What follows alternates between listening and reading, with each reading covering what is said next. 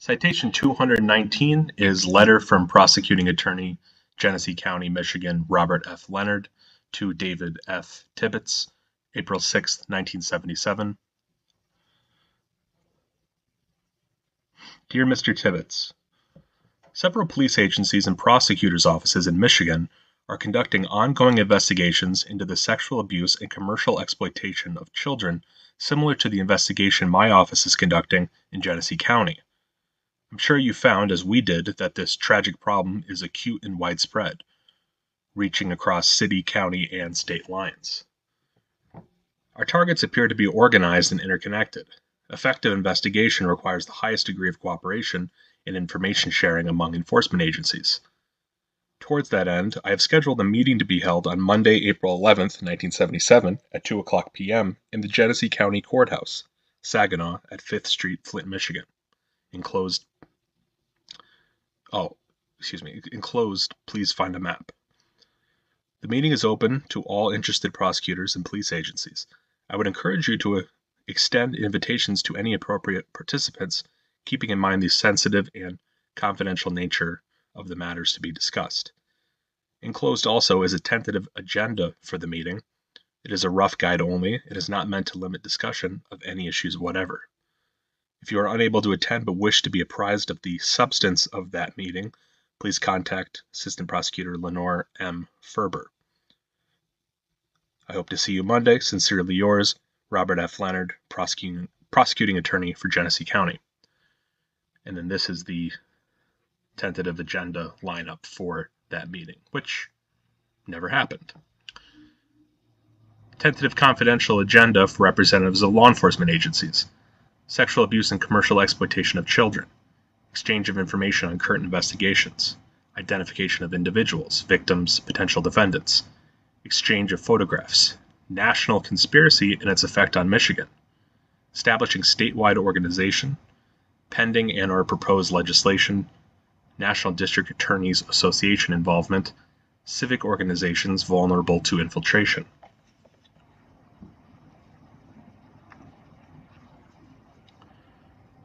Citation 220 is a statement by Robert F. Leonard. This comes from the same subcommittee as before, the Sexual Exploitation of Children, hearings before the Subcommittee on Crime of the Committee on the Judiciary, House of Representatives, 95th Congress, first session on sexual exploitation of children, May 23rd, 25th, June 10th, and September 20th, 1977. Oh, and this comes from pages 74 and 75 of that printout of this committee. Statement by Robert F. Leonard. We're here today to address a problem that was virtually unrecognized as recently as 6 or 8 months ago. The problem of sexual abuse of children has long plagued our society. Such offenses have proven difficult for law enforcement because of an inability to detect the crime, where many perpetrators are for the most part relatives and friends and youth workers with ulterior motives, and where the victims do not or cannot complain to someone who will listen. If complaints about such offenses are made, the child very often will ultimately yield to family pressure to cover up the embarrassing abuse, or the victim's fragile memories and childlike perceptions often preclude successful prosecution. Recently, reports of sexual abuse of children have come from widely scattered points across the country, and information gathered by investigating these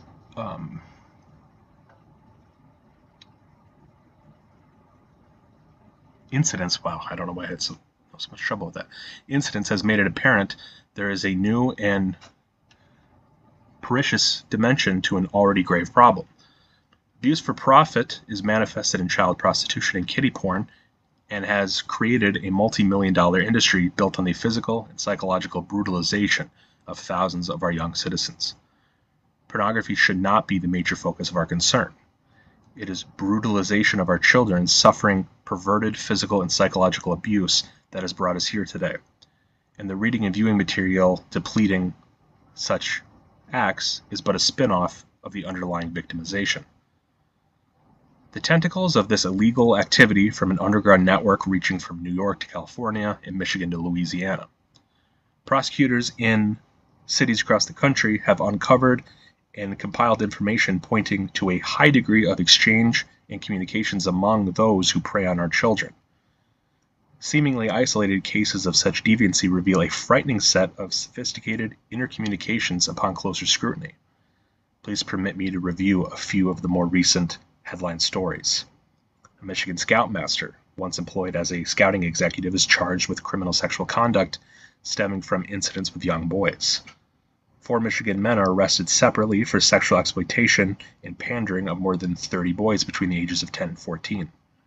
While not an organized ring, they informally exchange victims or names, and the number of boys involved may ultimately range to as many as 300. 6 adult men are charged in Illinois for running a nationwide organization alleged to use camps and churches as vehicles for luring runaway youths into becoming male prostitutes to serve wealthy homosexuals. 2 Illinois men are picked up for allegedly using 2 14-year-old boys in a pornographic movie which they plan to distribute across the country. New Orleans police arrest a probation officer and foster father of 2 state wards for aggravated rape and aggravated crimes against nature on 8 to 12-year-old boys. He is also a former scout troop leader.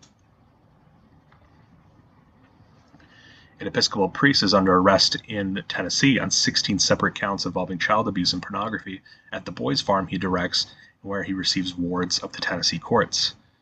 The operator of a Michigan nature camp for boys is now serving time in prison for criminal sexual conduct with a 10-year-old boy. That's Gerald Richards.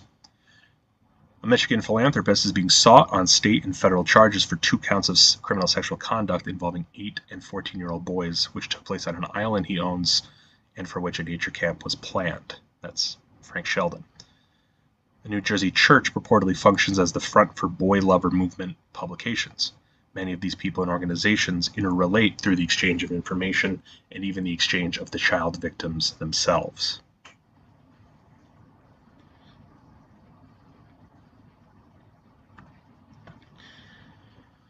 Just take a wild guess what happens to Mr. Leonard. This is citation 221, Genesee prosecutor's staff questioned. The Times-Herald, February 18, 1978.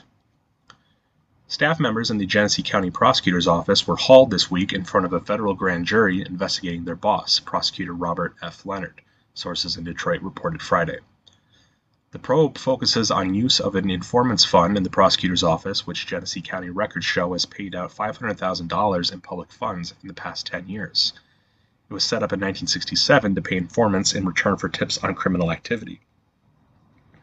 The sources in Detroit confirmed a report in the Flint Journal that investigators and other staff members on Leonard's staff were subpoenaed and appeared before the grand jury. The investigators work in the prosecutor's organized crime unit and use the informant's fund. County officials confirmed federal investigators transported records relating to the informant's fund from the county controller's office to Detroit. Leonard acknowledged last October he was the target of a federal grand jury investigation of his informant's fund. He was not immediately available for comment on the appearance of witnesses before the grand jury this week. He has said the probe was triggered by his political enemies in Genesee County, who have alleged in past campaigns for county prosecutor that Leonard misused money from the informant's fund. I have a feeling his political enemies are a little bit more vast than he may think. Leonard is one of the targets in another federal grand jury probe involving the expungement of a bank robbery conviction against Mount Clemens businessman and gambling figure James Tammer.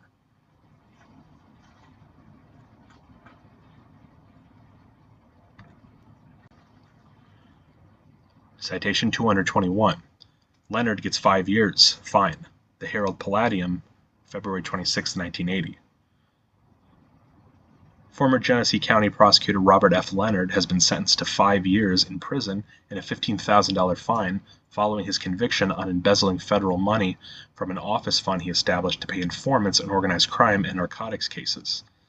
Leonard, 48, of Flint, could be paroled after, it's kind of dotted there, I think it's 20, could be 30, 20 months, Chief Assistant U.S. Attorney Richard Rossman said. U.S. District Judge Robert E. Damascio, Monday ordered Leonard to post $5,000 cash bond for his freedom while he appeals his conviction to the 8th U.S. Circuit Court of Appeals in Cincinnati. Damascio also ordered Leonard to appear at a March 10 hearing to show cause why he should not be held in contempt for failing to comply with a November 1977 subpoena, ordering him to produce for a grand jury documents relating to the crime-fighting fund.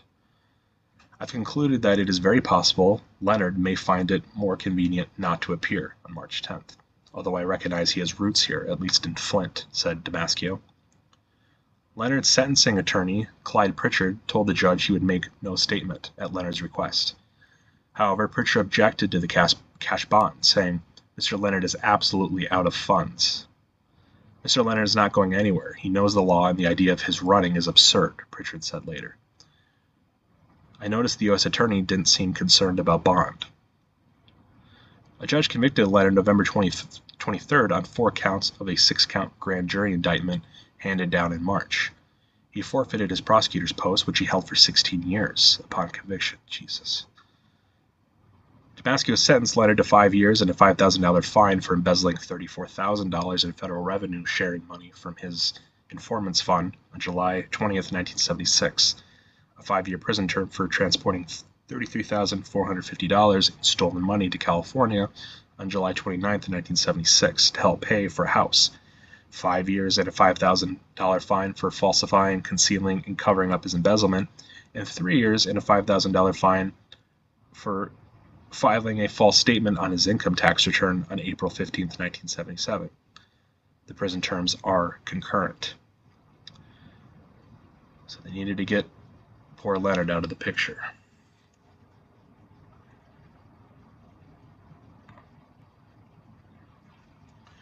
Citation 222 is the report on Operation Burial Ritual, which was commenced on May 9th, 1977, as part of the Oakland County Child Killing Task Force. And this comes from page 6 of the PDF file on Operation Burial Ritual itself. It's not page 6 within the document itself, but the literal PDF file it's page 6 on. Results.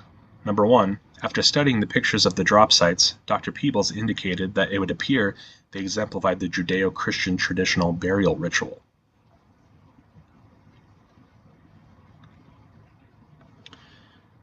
And then this is on pages 7 and 8 of the PDF file.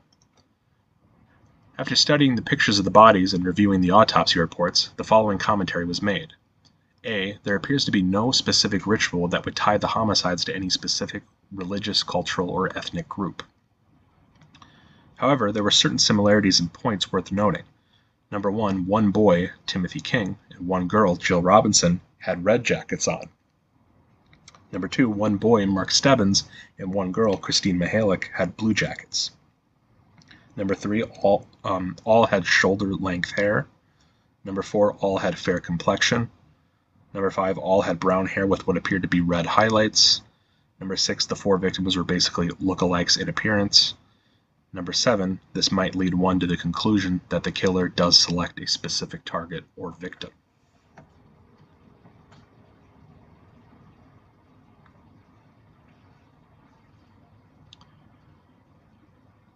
Weird pattern links deaths of children.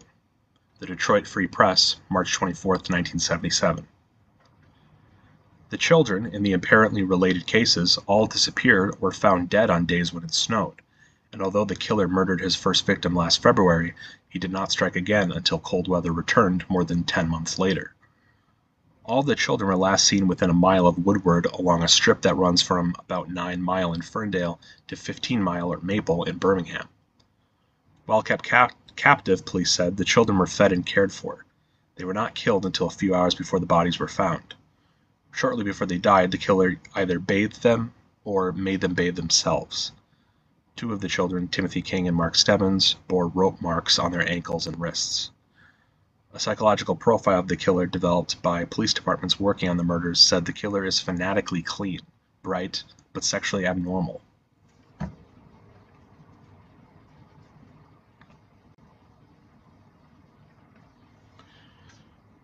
Citation 223 is the case notes of Detective Corey Williams. This is the November 14th, 2007 entry. I had been meaning to take a look at Kent Schultz's CCH after his name jumped out at me on the list at MSP of those suspects that had taken and cleared a polygraph in regards to the Oakland County child killings back in the 1970s. Wasser had told me that the suspect in question, that had confessed to him about the child killings, had been brought to his, Wasser's, office by his attorney on a separate CSC case shortly after he had been cleared by MSP in the child killings. Kent Schultz CCH showed that he was arrested in Wayne County on October 27, 1977 for CSC and was found guilty in Third Circuit Court, sentenced to 5 to 15 years in the CSC case in April 1978. I called Dave Robertson and asked him when Schultz was polygraphed, which he stated that he was polygraphed in December of 1977 by examiner Romatowski, an MSP examiner, and cleared.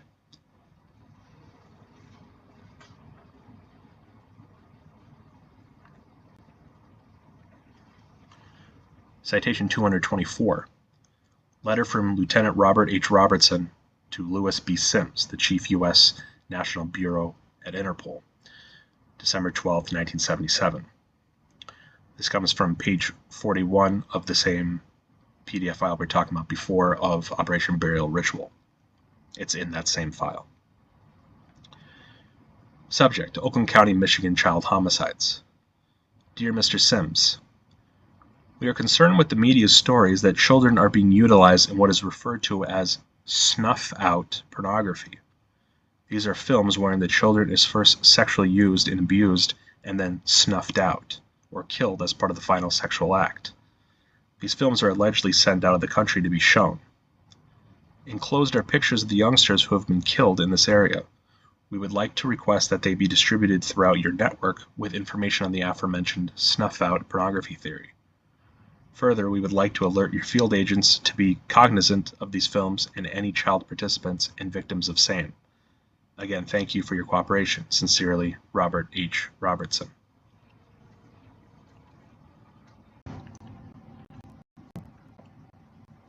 Okay, now this is very interesting. Citation 225 is Mount Clemens Police Criminal Arrest Record, complaint number 262682, criminal file number 24572, Richard James McNamee? I think it's McNamee. Richard James McNamee was one of the responding police officers to the scene of what would shortly after be revealed to be Christopher Bush's quote-unquote suicide. Absolutely was not a suicide. He was very clearly killed, and one of the strange elements pointing toward that being the case is the fact that Christopher Bush's housemaid goes to Chris's house, the door is locked, she can't get in, she calls Christopher Bush's brother Charles, who eventually calls the police, and of all people who arrive, it's a officer who shortly after in 1982 would be charged for criminal sexual conduct against a minor. And so you can see this is the date of arrest. You can see his name up there. The date of arrest, I believe that's April, it's 14th or 15th. It looks like it was 15th and they changed it for 14. 1982, time of arrest. Charge, criminal sexual conduct. Date of offense, April 14th, 1982. Then it gives all of his other information. Very, very strange.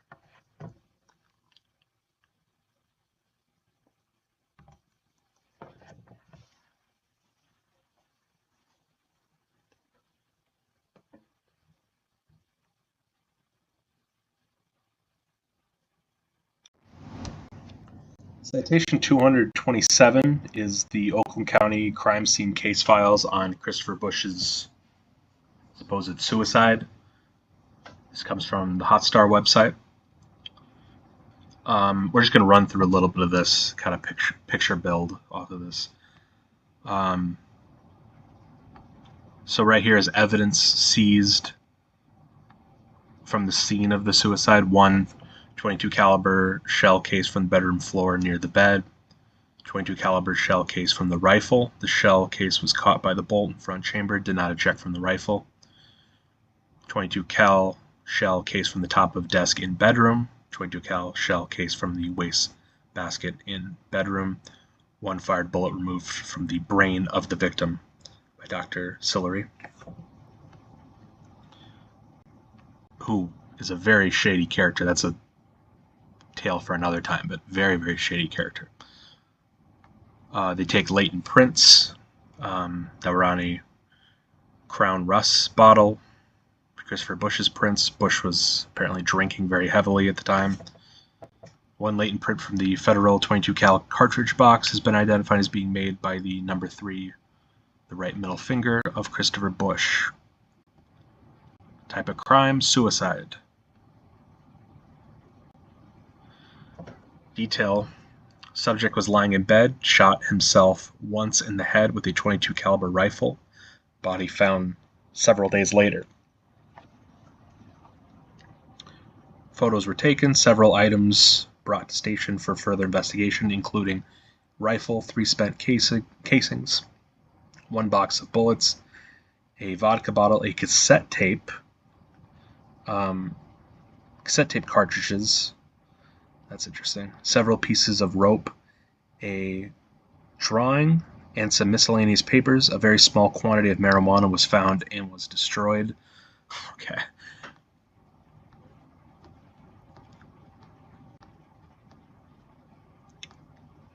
This is about some more of the evidence received. Cotton swabs on Christopher Bush's body and the cartridge case. Okay, this is very bizarre here. Results: levels of antimony, I'm not sure, found in items 2 through 5, which are swabs, were insufficient to indicate the presence of gunshot residue. Therefore, no testing for barium was conducted. So they can't for sure say that there was gunshot residue on this person who supposedly shot himself directly in the head with a rifle laying in bed. From these findings, no conclusion can be made as to whether the subject did or did not handle or discharge a firearm. This is a repeat. More repeat.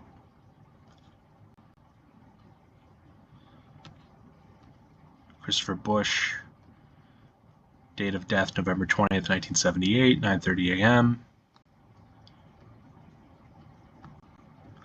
Cause of death, gunshot wound to the head. Manner of death, suicide. Laboratory findings was he had a blood alcohol level of 0.41%, which is extremely high.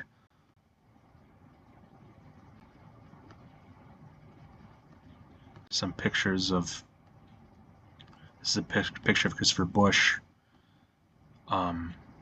These are a picture of these ropes, like binding ropes that they found. And very disturbingly here, this is a picture they found at the scene of a pencil sketch drawing of a screaming little boy wearing a parka who eerily resembles Mark Stebbins, who was the first victim of the killings. More pictures of the ropes there.